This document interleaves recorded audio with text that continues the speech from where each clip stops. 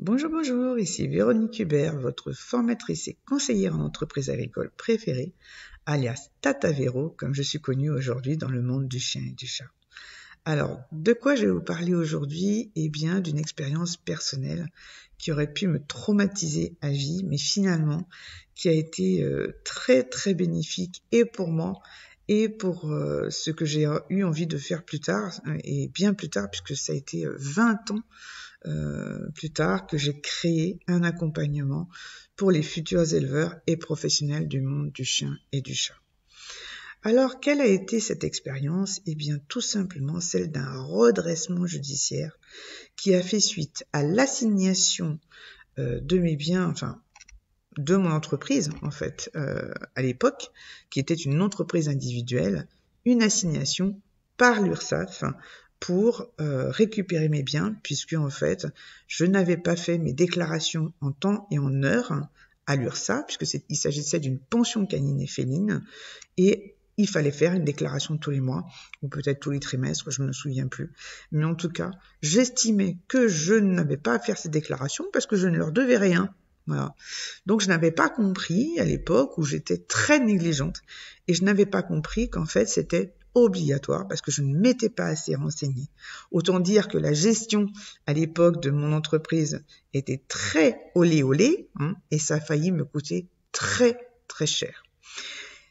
Très cher, pourquoi? Parce qu'en fait, à l'époque, on était en 99, donc on n'était pas du temps de la micro-entreprise, par exemple, qui a démarré 10 ans plus tard. Eh bien, à l'époque, il n'y avait pas d'autre choix que de se mettre en entreprise individuelle si vous ne vouliez pas être en statut société. Et en entreprise individuelle, à l'époque, eh bien, vous étiez responsable sur tous vos biens, y compris la résidence principale. D'accord? Eh bien, avec cette négligence, qu'est-ce qui s'est passé? Je me suis fait assigner par l'URSSAF par rapport à mes déclarations que je n'avais pas faites et je me suis retrouvée en redressement judiciaire. Le redressement judiciaire, c'est quoi? C'est en fait, on fait l'état de toutes vos créances, qu'elles soient petites ou grosses, qu'elles datent d'il y a très longtemps ou qu'elles datent d'une semaine, et on vous dit, voilà, on met les créanciers les uns derrière les autres, l'huissier, en fait, les prévient en leur disant, voilà, vous avez de l'argent qui vous est dû par telle entreprise, donc faites-vous connaître, manifestez-vous pour vous faire payer. Et donc à l'époque, je devais, hormis le crédit de ma maison, puisque à l'époque j'avais racheté cette pension donc avec un crédit bien sûr. Heureusement j'étais salariée, et en fait, eh bien, je me suis retrouvée assignée pour 3 000 €. Voilà, de petites dettes en fait, puisque j'avais des factures à droite à gauche, mais pas énormes, vraiment, puis ça datait pas de Mathusalem non plus. Voilà, j'avais quelques crédits à la consommation, et puis j'avais le crédit de la maison. Et eh bien, rien que cela, j'ai failli tout perdre. Pourquoi? Parce que le crédit de la maison entrait aussi en ligne de compte. Même si je le payais régulièrement, alors que les autres dettes étaient peut-être un peu en retard, eh bien, tout était pris en compte. Par bonheur, monsieur le banquier a été très très sympa à l'époque et a fait comprendre aux instances judiciaires que comme je payais mon crédit tous les mois sans aucune difficulté, il n'avait aucune raison de demander le remboursement illico presto, et donc il acceptait que le crédit continue comme il était depuis le début, sans aucune difficulté. Voilà.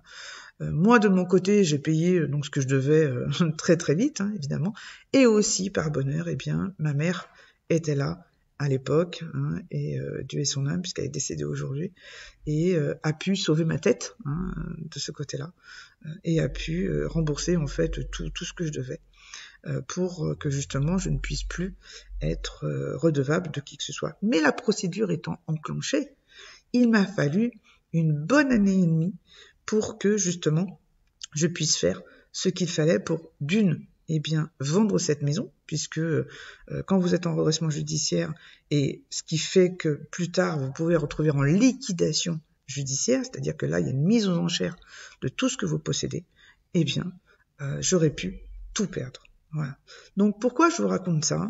Eh bien parce que vous voyez, juste pour une négligence de ma part, encore une fois, je ne devais rien à l'État, mais ce sont eux qui m'ont assigné et ce sont eux qui ont eu justement le droit de le faire parce qu'ils sont organismes d'État. Vous voyez, c'est ça en fait le plus important. Juste pour ne pas avoir rempli quelques papiers, juste pour avoir laissé le temps passer, juste en me disant finalement comme je leur devais rien, qu'ils allaient certainement s'en apercevoir et qu'ils n'allaient pas m'ennuyer par rapport à ça.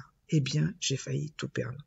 Donc justement, aujourd'hui, si je suis là, c'est pour vous dire, eh bien, on ne fait pas comme moi, bien sûr, hein. Donc on n'est pas négligent. 2, on se renseigne. 3, si on s'aperçoit qu'on a un vrai projet de vie et que finalement, bien, on sait qu'on va pas pouvoir tout faire tout seul, eh bien, on se forme et on demande l'appui éventuellement de ceux qui savent. Donc aujourd'hui, puisqu'il s'est passé quand même 25 ans depuis cette histoire, et je puis dire, donc depuis 2018, j'ai créé un accompagnement qui aide les futurs éleveurs et les futurs professionnels du monde canal-félin. Ça peut être donc du toilettage, de la pension, de l'éducation, du transport, du massage, du comportement, tout ce que vous voulez. Voilà.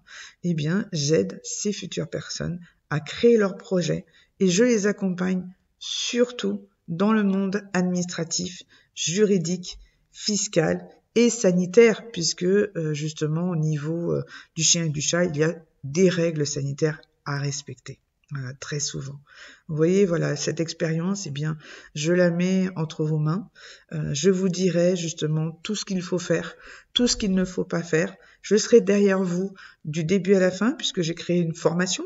Cet accompagnement est sous le mode d'une formation, où vous serez suivi avant, pendant et surtout après cette formation, justement pour pouvoir vous accompagner pendant votre projet qui peut justement soit se mettre en route un petit peu après, soit pendant la formation, soit bien longtemps après. Vous pouvez très bien démarrer votre projet 1 an et demi après, parce que vous avez un déclic, parce que vous avez une opportunité, parce que vous avez enfin envie, parce que vous avez les conditions qui sont respectées pour ça. Eh bien, je suis là aussi à ce moment-là pour vous aider à y voir plus clair dans les méandres de l'administration qui sont, je le reconnais, pas du tout faciles à appréhender. Voilà. En tout cas, n'oubliez pas aussi que ces formations sont souvent finançables par le CPF, mais aussi par des choses que vous ne connaissez peut-être pas, comme Vivea, pour ceux qui cotisent à la MSA déjà, ou par les OPCO, comme on appelle, les opérateurs de compétences, pour ceux qui cotisent à l'URSSAF, mais aussi par Pôle emploi, que vous ayez des allocations ou pas, ou par l'AGFIP, qui est ouvert, donc un organisme de financement des formations pour les personnes qui sont reconnues travailleurs handicapés, que vous ayez une allocation ou pas. Voilà, donc en tout cas, tout est ouvert. N'hésitez pas à me contacter si vous avez un projet ou si vous avez déjà une activité dans le domaine du chien et du chat, que vous avez rencontré des difficultés sur le plan administratif, juridique, sanitaire et fiscal.